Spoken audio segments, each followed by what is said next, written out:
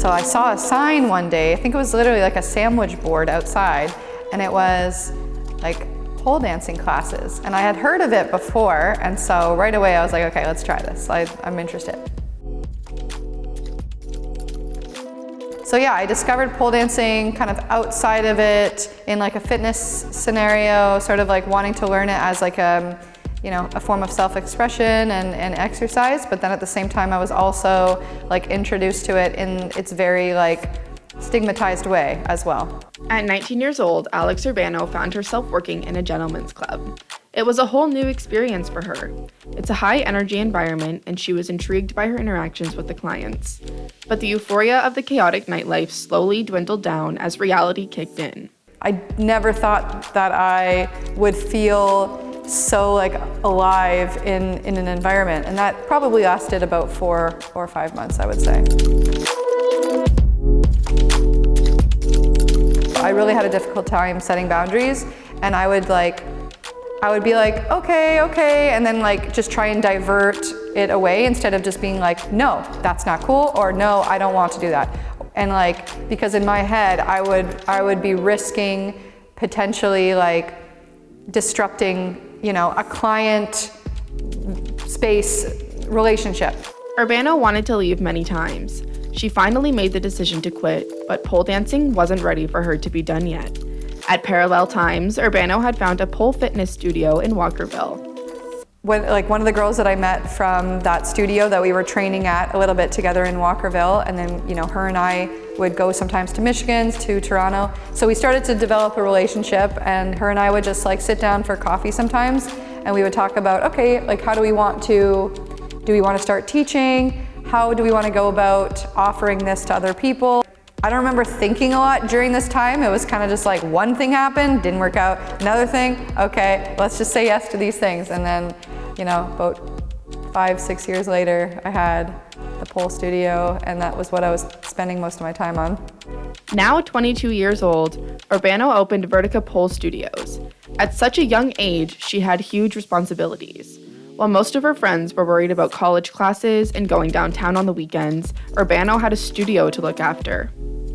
So my relationships were kind of not going very well because I was always busy. Like I was spending way more time at the studio than I would with really anyone else, whether it was like my, intimate partner, or even just like friends and family too. So I was having difficulties in relationships. I was stressed a lot.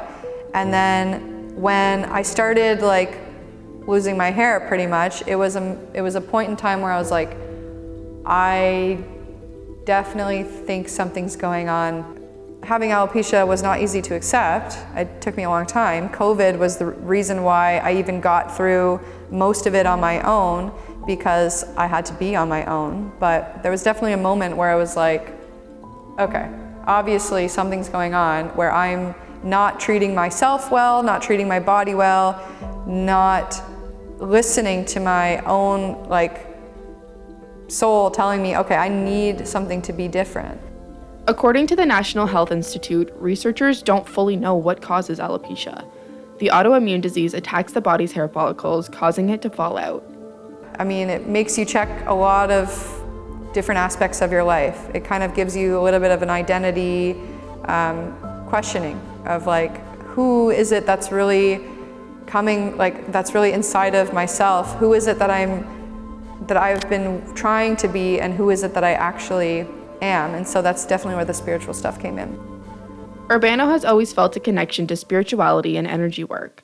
But when she was diagnosed with alopecia, she allowed herself to stand still and wanted to explore her spiritual side. Bushra El-Amin is a Reiki master and energy healer hosting events and private workshops in Windsor. El-Amin offers a Qigong Chinese medicine class, and one day Urbano decided to attend.